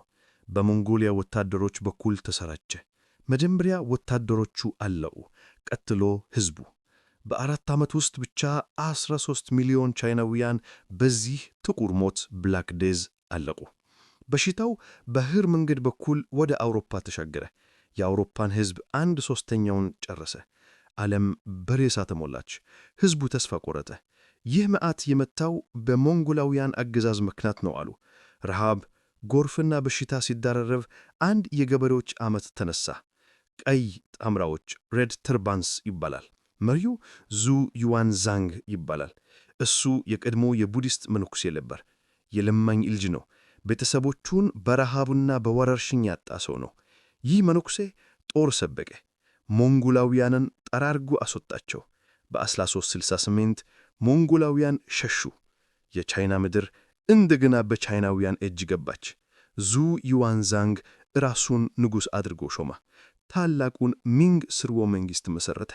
ይህ አዲስ ዘመን ቻይናን ወደ ልዕለ ኃያልነት የሚመልስ ግን ደግሞ ንጉሡ በጥርጣሬ አብዶ በሺዎች የሚቆጠሩ ሰዎችን የሚጨፈጭፍበት ዘመን ይሆናል። እንግዲያው የምሠራው ሥራ ከወደዳችሁት ለአንድ አፍታ ቪዲዮውን ላይክ እና ሰብስክራይብ በማድረግ ድጋፋችሁን አሳዩኝ። በተጨማሪም ከየትኛው የዓለም ክፍል እየተከታተላችሁኝ እንደሆነና እናንተ ዘንድ ስንት ሰዓት እንደሆነ በኮሜንት ላይ ንገሩኝ። ከመላው ዓለም እነማን ከኛ ጋር እንደሚሆኑ ማየት ሁልጊዜም በጣም ደስ ይላል። ሞንጎላውያን ተባረሩ። የቻይና ምድር እንደገና በቻይናውያን እጅ ገባች። ያ የቀድሞ ለማኝና መነኩሴ የነበረው ዙ ዩዋንዛንግ አሁን ስሙን ቀይሮ ንጉሥ ሆንጉ ወይም ሆንጉ ኤምፐረር ተባለ። የሚንግ ሥርወ መንግሥት ተጀመረ። ይህ ንጉሥ ቻይናን ወደ ቀድሞ ክብሯ መለሰ። የሞንጎል ስሞች ታገዱ። የሞንጎል ልብሶች ተከለከሉ። የኮንፊሽየስ ትምህርት ተመለሰ። ቻይና በባሩድ ወይም ገን ፓውደር ተራገጠች። የንጉሡ ሰራዊት ከ1 ሚሊዮን በላይ ወታደሮችን ያቀፈ ነበር። አውሮፓውያን ገና በሰይፍ ሲዋጉ፣ የሚንግ ወታደሮች ግን 10% የሚሆኑት የባሩድ መሳሪያ ታጣቂዎች ነበሩ። ግን ስልጣን ሲበዛ ያሳብዳል። ንጉሥ ሆንጉ በፓራኖያ ወይም በከባድ ጥርጣሬ ታመመ። ስልጣኔን ሊነጥቁኝ ነው ብሎ በማሰብ በዙሪያው ያሉትን ሰዎች በሙሉ በጠላትነት ፈረጀ። በቻይና ሕግ ውስጥ እጅግ አሰቃይ የሆኑ የሞት ቅጣቶችን አመጣ። ከነዚህ ውስጥ አንዱ ሊንቺ ወይም የሺህ ቁርጣች ሞት ነው። ሌላው ደግሞ መስማት እንኳን የሚዘገነው ሰውን በሕይወት እያለ ቆዳውን መክፈፍ ወይም ፍሌይንግ ነው። ንጉሡ የተቃወሙትን ሰዎች ቆዳቸውን እያስገፈፈ በቆዳቸው ውስጥ ሳር ሞርቶ እንደ አሻንጉሊት በመስፋት ለሌሎች ማስጠንቀቂያ እንዲሆን በቤተ መንግሥቱ በር ላይ ይሰቅለው ነበር። በሺህ የሚቆጠሩ ሰዎች በዚህ እብደት አለቁ። ንጉሡ የውስጥ ጠላቶችን ብቻ ሳይሆን የውጭ ጠላቶቹንም ይፈራ ነበር፣ በተለይ በሰሜን ያሉትን ሞንጎላውያን። ስለዚህ አንድ ታላቅ ፕሮጀክት ጀመረ። ዛሬ ቻይና ስንሄድ የምናየው በቱሪስቶች የተሞላው ታላቁ የቻይና ግንብ ግሬት ዎል ኦፍ ቻይና አብዛኛው የተገነባው በዚህ በሚንግ ዘመን ነው። የሚንግ ነገሥታት ሀብታቸውን ሁሉ ግንብ በመገንባት ላይ አፈሰሱት። ነገር ግን ግንብ የሕዝብን ረሃብ አይከለክልም። ዘመናት አለፉ፣ ሙስና ነገሰ። የመጨረሻው የሚንግ ንጉሥ ቾንግዘን ሥልጣን ሲይዝ ሀገሪቱ አልቃላት ነበር። ረሃብ ገባ፣ ወታደሮች ደሞዝ አጡ። በ1644 ሊዚ ቼንግ የተባለ ጦረኛ ተነሳ። የሰማይ ፈቃድ ወደ እኔ መጥቷል ብሎ ቤጂንግን ወረረ። የንጉሡ ሰራዊት ተሸነፈ። አማጽያኑ የቤተ መንግሥቱን በር ሰብረው ገቡ። ንጉሥ ቾንግዘን መጨረሻው እንደደረሰ አወቀ። ወደ ቤተ መንግሥቱ ጀርባ ወደሚገኝ ኮረብታ ወጣ። አንዲት ዛፍ ስር ቆመ። እናም በገዛ እጁ በገመድ ራሱን ሰቀለ። የሚንግ ሥርወ መንግሥት አከተመ። ነገር ግን አማጺው ሊዚ ቼንግ ሥልጣኑን ለማጣጣም ጊዜ አላገኘም። ምክንያቱም ከሰሜን ምስራቅ አቅጣጫ አንድ አዲስና ኃያል ጠላት እየጋለበ መጣ። ማንቹዎች። የቺንግ ሥርወ መንግሥት ሊጀምር ነው። የቻይና የመጨረሻው ሥርወ መንግሥት። የሚንግ ንጉሥ ራሱን ሲሰቅል ቤጂንግ ክፍት ሆነች። ነገር ግን ዙፋኑን የወሰደው ያ ዓመፀኛ ጀነራል አልነበረም። ከሰሜን ምስራቅ የመጡት ማንቹዎች ነበሩ። እነዚህ ሰዎች የቻይናን የመጨረሻ ሥርወ መንግሥት የቺንግ ሥርወ መንግሥት መሠረቱ። ይህ ለቻይናውያን ከባድ ነበር። ምክንያቱም ማንቹዎች የቻይና ተወላጆች ሃን ቻይኒዝ አልነበሩም፣ ባዕድ ናቸው። ሥልጣናቸውን ለማሳየት እና ሕዝቡን ለመቆጣጠር አንድ እንግዳ ሕግ አወጡ። የማንቹ ኪው የተባለ የፀጉር አቆራረጥ። ሕጉ ግልጽ ነበር። ፀጉርህን ማቆየት ከፈለክ ጭንቅላትህን ታጣለህ። ጭንቅላትህን ማቆየት ከፈለክ ደግሞ ፀጉርህን ትቆርጣለህ። በዚህ ሕግ መሠረት ማንኛውም ቻይናዊ ወንድ የጭንቅላቱን የፊት ለፊት ክፍል መላጨትና የኋላውን ክፍል ብቻ ማስረዘም መጉተን አለበት። ይህ ዛሬ በቻይና የድሮ ፊልሞች የምናየው ያ ታዋቂ የፀጉር ስታይል ነው። ይህ ፋሽን አልነበረም፣ ባርነት ምልክት እንጂ። ቢሆንም የቺንግ ዘመን መጀመሪያ ላይ ብልጽግና ነበር። በተለይ ንጉሥ ካንግሲ ይህ ሰው ለ61 ዓመታት ገዛ። በቻይና ታሪክ ረዥሙ ዘመን ነው። ግድቦችን ገነባ፣ ግብርናን አስፋፋ፣ ቻይናን አሳደገ። ነገር ግን በ19ኛው ክፍለ ዘመን ዓለምን የቀየረ ማዕበል መታ። አውሮፓውያን፣ በተለይ እንግሊዞች ከቻይና ሻይ ቅጠል በከተበራነቱት ይፈልጉ ነበር። ነገር ግን ቻይናውያን ከእንግሊዞች የሚፈልጉት ምንም ነገር አልነበረም። እኛ ሁሉ ነገር አለን፣ የእናንተን ዕቃ አንፈልግም አሏቸው። እንግሊዞች ተናደዱ። ገንዘባቸው ብር ወደ ቻይና እየፈሰሰ ከቻይና ግን ምንም ገቢ አልነበራቸውም። ስለዚህ አንድ ሰይጣናዊ ዘዴ ቀየሱ። ቻይናውያን የሚፈልጉትና የሚገዙት አንድ ነገር ፈጠሩ። እሱም ኦፒየም ወይም አደንዛዥ ዕፅ። እንግሊዞች በህንድ የሚያመርቱትን ኦፒየም በድብቅ ወደ ቻይና ማስገባት ጀመሩ። ኦፒየም እጅግ ሱስ የሚያስይዝ ዕፅ ነው። የቻይና ሕዝብ በሱስ ወደቀ። ገበሬው ማረስ አቃተው። ወታደሩ መዋጋት አቃተው። ሀገሪቱ በሙሉ ቦዘነች። የቻይናው ንጉሥ ተቆጣ። ሊንዜክሱ የተባለ ቆራጥ ሰው ላከ። ሊንዜክሱ ወደቦች ላይ ሄዶ የእንግሊዞችን ኦፒየም በሙሉ ዘርፏና አቃጥለባቸው። ከእንግዲህ ይህ መርዝ ወደ ሀገራችን አይገባም አለ። እንግሊዞች ግን ይህን እንደ ጦርነት ምክንያት ቆጠሩት። ንብረታችንን አውደማችሁ ብለው የጦር መርከቦቻቸውን ላኩ። ይህ የመጀመሪያው የኦፒየም ጦርነት ይባላል። ውጤቱ ግን አሳፋሪ ነበር። ቻይናውያን በቀስትና በአሮቤ ጠመንጃ ሲዋጉ፣ እንግሊዞች ግን በዘመናዊ የጦር መርከብና መድፍ ነበር የመቱት። የቻይና መርከቦች እንደ አሻንጉሊት ተሰባበሩ። ቻይና ተዋረደች፣ ተንበረከከች። በ1842 የናንጂንግ ውል ተፈረመ። ይህ ውል ለቻይና የውርደት ውል ነበር። ቻይና ለጦርነቱ ካሳ ሚሊዮኖችን ትከፍላለች። 5 ወደቦች ለእንግሊዝ ክፍት ይሆናሉ እና አንዲት ደሴት ለእንግሊዝ በስጦታ ትሰጣለች። ያቺ ደሴት ማነች? ሆንግ ኮንግ። ይህ ወቅት ለቻይና የውርደት ክፍለ ዘመን መጀመሪያ ነበር። ነገር ግን ውርደቱ ገና አልበቃም። ከውስጥ ራሱን የኢየሱስ ክርስቶስ ወንድም ነኝ የሚል አንድ እብድ ተነስቶ በዓለም ታሪክ እጅግ ደም አፋሳሽ የሆነውን የእርስ በርስ ጦርነት ሊጀምር ነው። ቻይና በኦፒየም ጦርነት ተዋርዳ ሕዝቡ በድህነት እየተቃጠለ ባለበት ሰዓት በደቡብ ቻይና አንድ ወጣት ይኖር ነበር። ስሙ ሆንግ ሺዩኳን ይባላል። የሆንግ ሕልም ቀላል ነበር፣ የመንግሥት ሠራተኛ መሆን።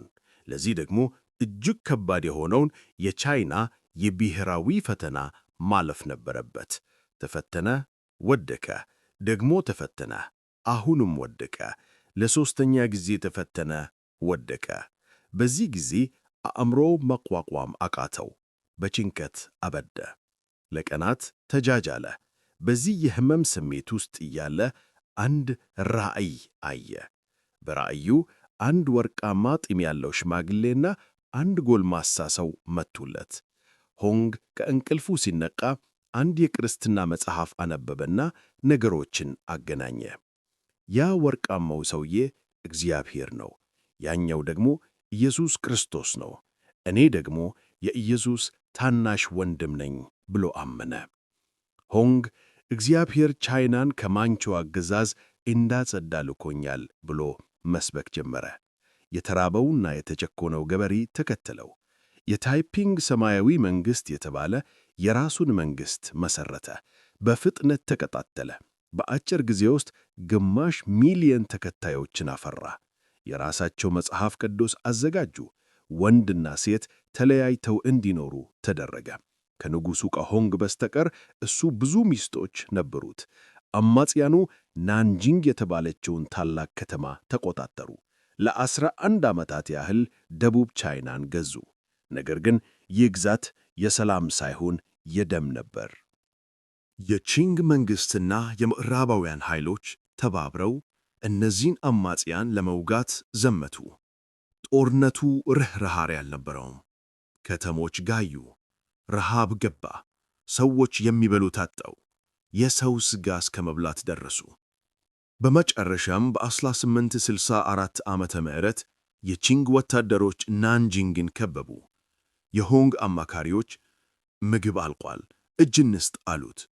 ሆንግ ግን አይዟችሁ፣ እግዚአብሔር ከሰማይ መና ያወርድልናል አለ። ወታደሮቹ መና ፍለጋ ሲወጡ ያገኙት የአረም ቅጠል ብቻ ነበር። ያንኑ በሉና ተመረዙ። ራሱ ነቢዩ ሆንግም ይህንኑ ቅጠል በልቶ በመርዝ ወይም ራሱን በማጥፋት ሞተ። ከተማዋ ወደቀች። የቺንግ ወታደሮች የሆንግን አስከሬን አገኙት። ንዴታቸው ስላልበረደ የሞተውን ሰው አንገቱን ቀሉ፣ አስከሬኑን አቃጠሉት። ግን በዚሁ አልረኩም። ይህ ሰው የመቃብር ቦታ እንኳን ሊኖረው አይገባም ብለው አመዱን በመድፍ ወይም ካነን ውስጥ ጨምረው ተኩሱት። የኢየሱስ ወንድም ነኝ ያለው ሰው መጨረሻ በመድፍ ተተኩሶ በንፋስ መበተን ሆነ። ይህ የታይፒንግ ዓመፅ ከ20 እስከ 30 ሚሊዮን ሕዝብ ፈጅቷል። ሀገሪቱ ደቀቀች። ነገር ግን የቺንግ መንግሥት እፎይ ለማለት ጊዜ አልነበረውም። ከውጪ ሌላ ጦርነት፣ ከውስጥ ሌላ ዓመፅ። እናም አሁን ከምስራቅ በኩል በዘመናዊ መሳሪያ የታጠቀች አንዲት ትንሽ ደሴት አገር ቻይናን ልትውጥ እየመታች ናት። ጃፓን።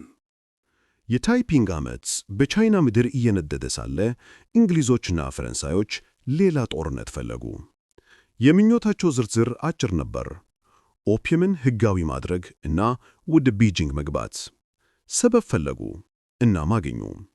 በጥቅምት 1856 የቻይና ባለሥልጣናት አሮው የተባለች መርከብ ላይ ያሉ ወንበዴዎችን አሰሩ።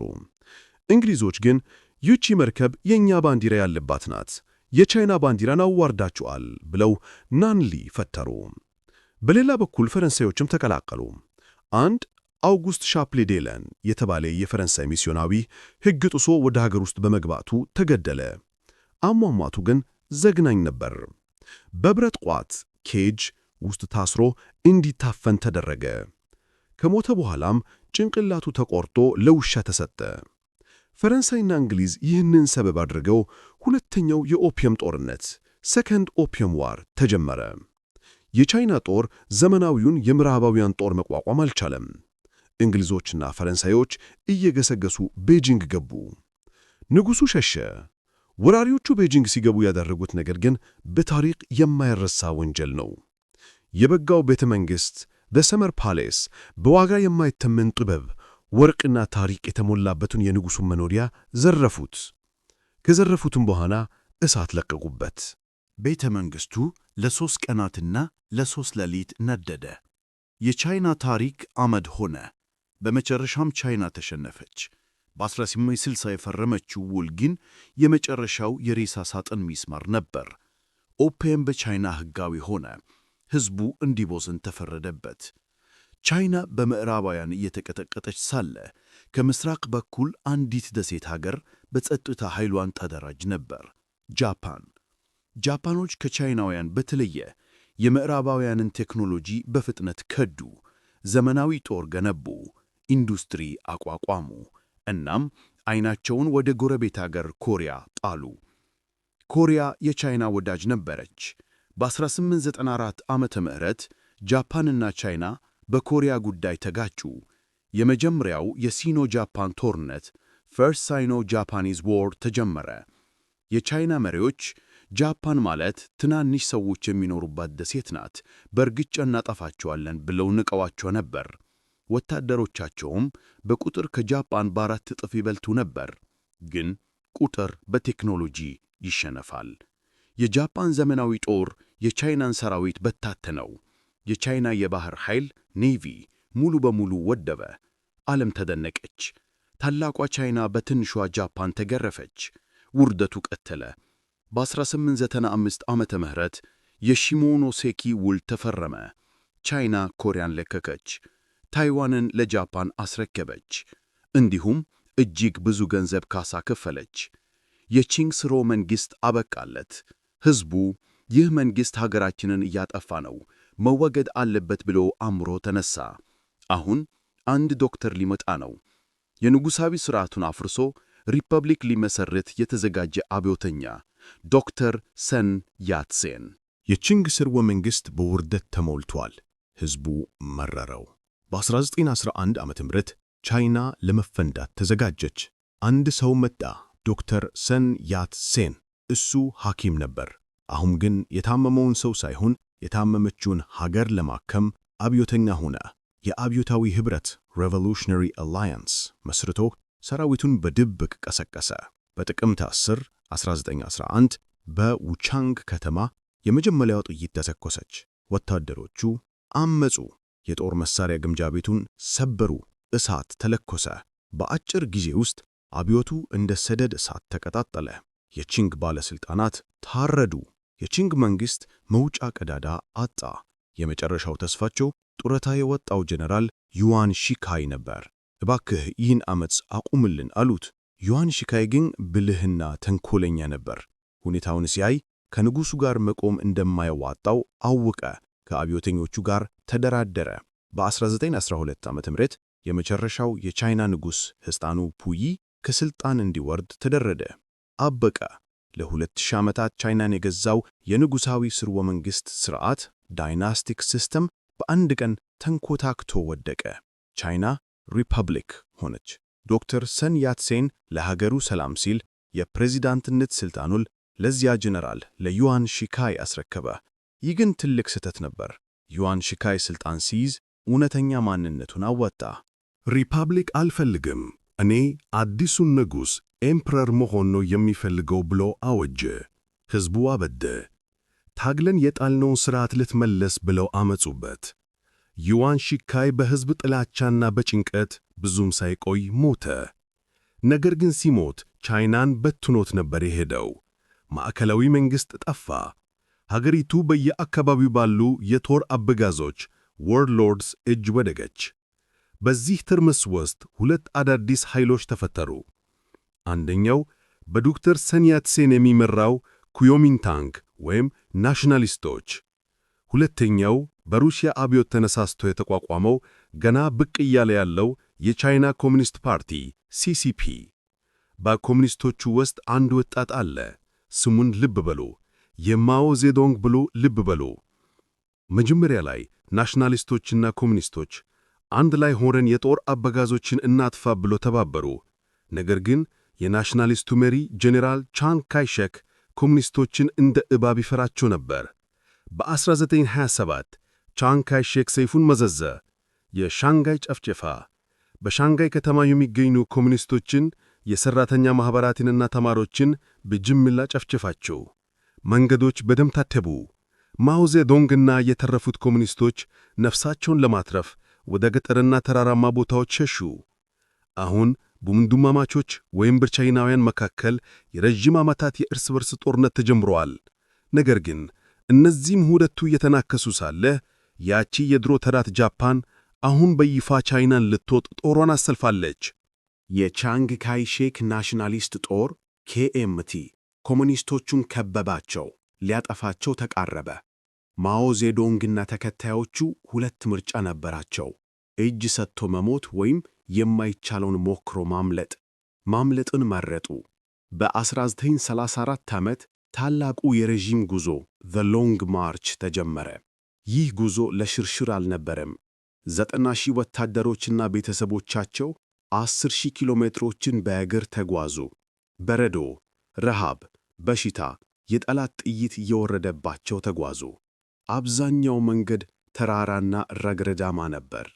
ከአንድ ዓመት በኋላ መዳረሻቸው ሲደርሱ ከ90,000 ሕዝብ ውስጥ የተረፉት 10% ብቻ ነበሩ።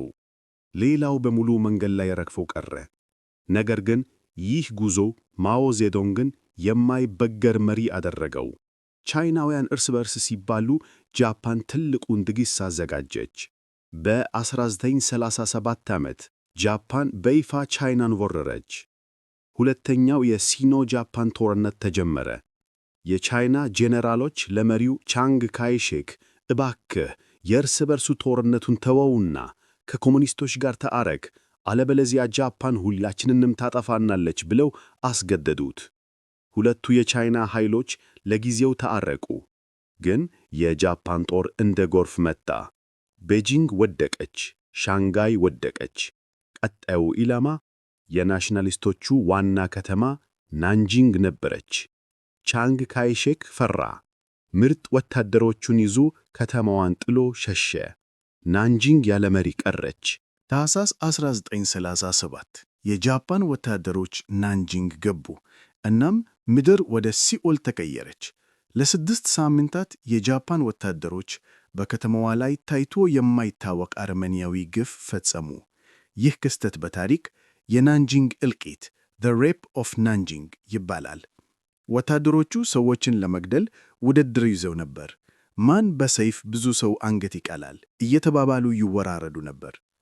ሕፃናት በሰጥቅ በዮኔት ተወጉ። ሴቶች ከትንሽ ሕፃን እስከ አሮጊት በጭካኔ ተደፈሩ፣ ከዚያም ተገደሉ። መንገዶች በሬሳ ተሞሉ፣ ወንዞች በደም ቀሉ። በዚህ 6 ሳምንት ውስጥ ብቻ ከ200,000 እስከ 300,000 የሚገመቱ ንጹሐን ቻይናውያን ታረዱ። ጥቂት በከተማዋ የነበሩ ምዕራባውያን፣ አሜሪካውያንና አውሮፓውያን የደህንነት ዞን ሴፍቲ ዞን ፈጥረው ወደ 250,000 የሚጠጉ ሰዎችን ከሞት አትርፈዋል። ጃፓን አሸነፍኩ ብላ አሰበች። ነገር ግን ቻይና አልሞተችም። ናሽናሊስቶቹና ኮሚኒስቶቹ በተለያየ ግንባር ሆነው ትግሉን ቀጠሉ። ማኦ ዜዶንግ በተራራ ላይ ሆኖ የደፈጣ ውጊያ ግሪላ ዋርፊየር መራ። እስከ 1945 ዓመተ ምህረት የአሜሪካ አቶሚክ ቦምብ ጃፓን ላይ እስኪወድቅ ድረስ ቻይናውያን ተዋጉ። ጃፓን እጅ ሰጠች። አሁን የጋራ ጠላት ጃፓን ጠፋ። በቻይና ምድር የቀሩት ሁለቱ ባለጋሮች ብቻ ናቸው፣ ማኦ ዜዶንግ እና ቺያንግ ካይሼክ። የመጨረሻው የሞት ሽረት ትግል ሊጀምር ነው። አሸናፊው ቻይናን ለዘላለም ይቀይራታል። ጃፓን ተሸነፈች። አሁን ቀለበቱ ጠበበ። ናሽናሊስቱ ቻንግ ካይሼክ እና ኮሙኒስቱ ማኦ ዜዶንግ ወደ ጦርነት ተመለሱ። በ1949 ዓመተ ምህረት ማኦ ዜዶንግ አሸነፈ። ቻንግ ካይሼክ እና ተከታዮቹ ወደ ታይዋን ደሴት ሸሹ። በጥቅምት 1 1949 ማኦ ዜዶንግ በቤጂንግ አደባባይ ቆሞ የቻይና ሕዝባዊ ሪፐብሊክ መመስረቱን አወጀ። ሕዝቡ ፈንደቀ። ማኦ እንደ አዳኝ ታየ። መጀመሪያ ላይ ለውጡ ጥሩ ነበር። መሬት ለሌላቸው ገበሬዎች መሬት ተሰጠ። ነገር ግን ይህን ለማድረግ 1 ሚሊዮን የመሬት ባላባቶች ተገደሉ። ግን ይህ ገና የደም ማሟሟቂያ ነበር። በ1958 ዓመተ ምህረት ማኦ ቻይናን በአጭር ጊዜ ውስጥ ወደ ኢንዱስትሪ ሀገር እቀይራለሁ አለ። ይህ ዘመቻ ታላቁ ወደፊት መዝለል ተባለ። ዕቅዱ ምን ነበር? ሁሉም ሰው ገበሬ መሆኑ ቀርቶ ብረት ያመርት። ሕዝቡ በየጓሩ አነስተኛ ምድጃ ሠራ። የሚቀልጥ ብረት ስላልነበረ ገበሬው ማረሻውን፣ ድስቱን እና ማንኪያውን እያቀለጠ ብረት አምረትን ለማለት ሞከረ።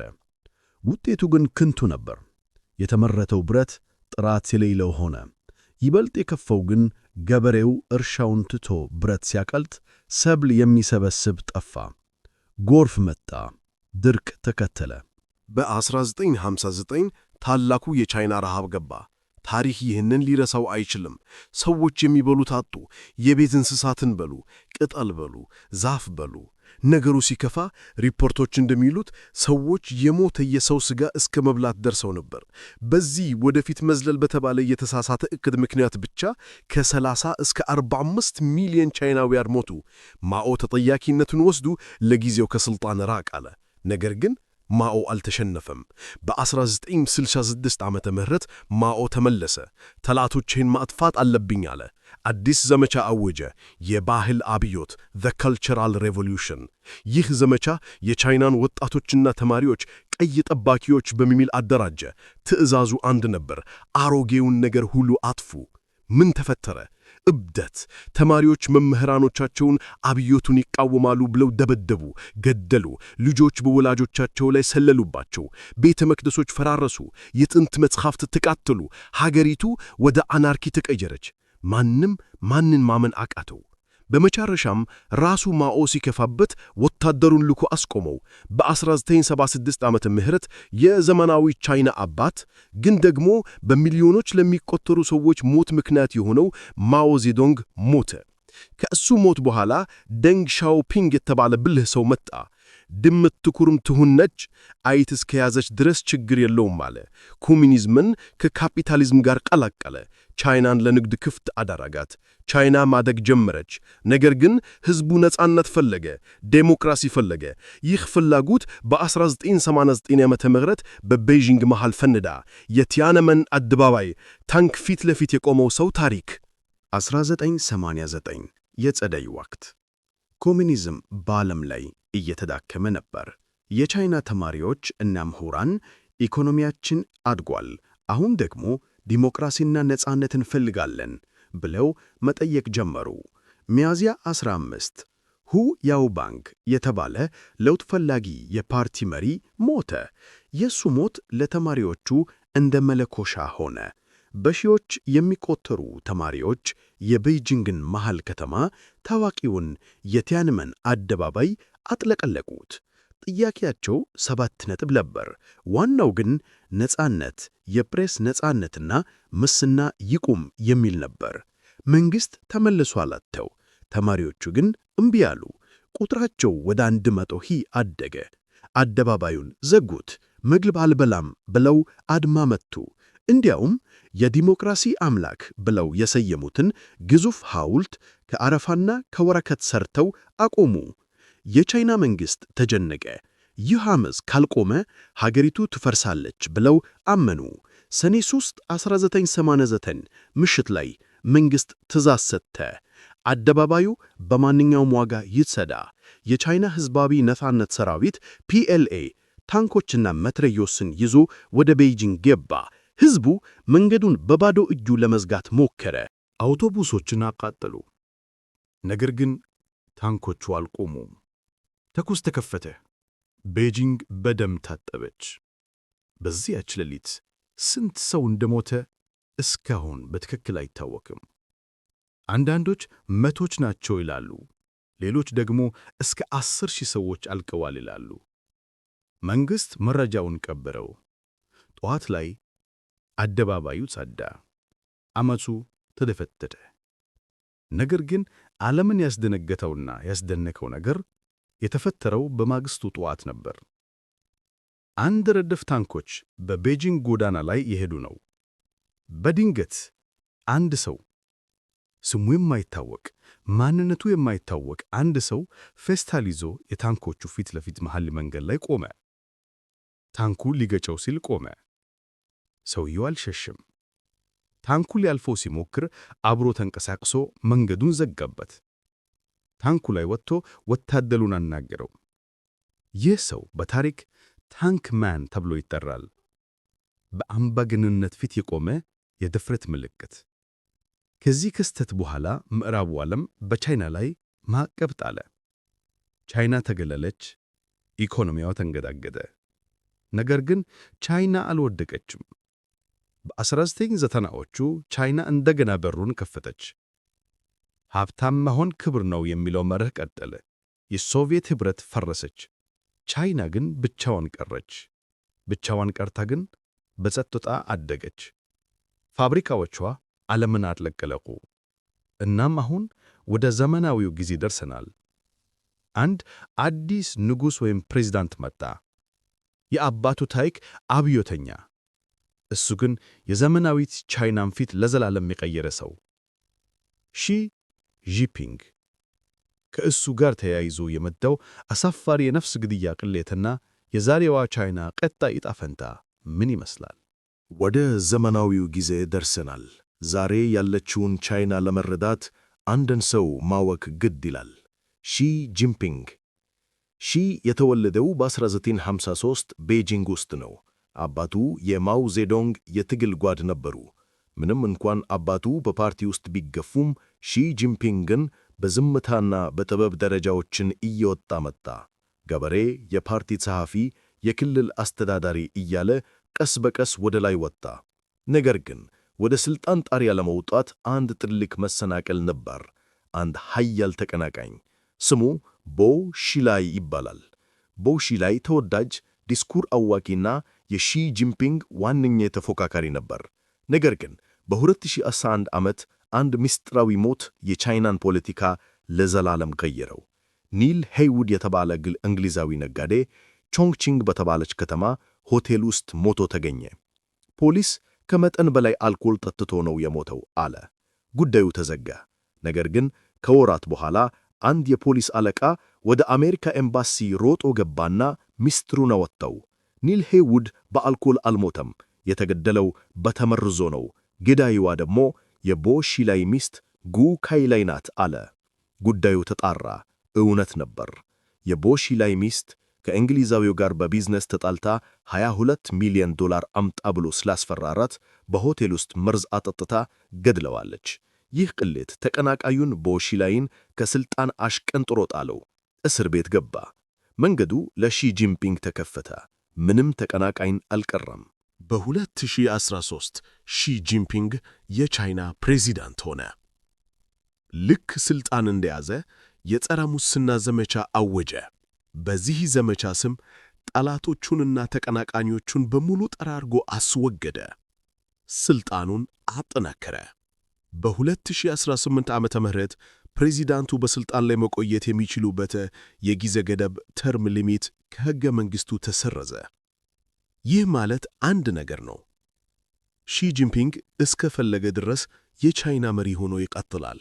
ልክ እንደ ጥንት ነገሥታት። ዛሬ ቻይና በዐይነቷ ሌላ ናት። በቴክኖሎጂ የረቀቀች የስለላ ሀገር ሆናለች። ከ700 ሚሊዮን በላይ የደህንነት ካሜራዎች ተተክለዋል ይባላል። ለእያንዳንዱ 2 ዜጋ 1 ካሜራ አለ። የማኅበራዊ ብድር ሥርዓት ተጀመረ። መንግሥትን የተቃወመ፣ መጥፎ ባሕሪ ያሳየ ወይም ዕዳ ያልከፈለ ሰው ነጥቡ ይቀንሳል። ባቡር መሳፈር አይችልም። ጥሩ ሥራ አያገኝም። ከህብረተሰቡ ይገላል። ዛሬ ቻይና የዓለም ፋብሪካ ናት። 1.4 ቢሊዮን ሕዝብ፣ ከአሜሪካ ቀጥሎ ሁለተኛዋ ኃያል ሀገር፣ በዓለም ላይ ትልቁን የባሕር ኃይል ኔቪ ገንብታለች። ታይዋንን ዓይን ውስጥ አስገብታለች። በአፍሪካና በዓለም ዙሪያ እጇን ዘርግታለች። የቢጫው ወንዝ ጎርፍ፣ የነገሥታቱ ሴራ፣ የጀንጊስ ካን ወረራ፣ የኦፒየም ውርደት፣ የማኦ አብዮት፣ ይህ ሁሉ አልፎ ቻይና እዚህ ደርሳለች። ማንም ሰው ነገ ምን እንደሚፈጠር አያውቅም። አንድ ነገር ግን እርግጠኛ ነው፣ የቻይና ታሪክ አላለቀም። ይህች የ5000 ዓመታት ያላት ድራጎን አሁንም እሳት እየተፋች ናት። ይህ አጠቃላይ የቻይና ታሪክ ነው።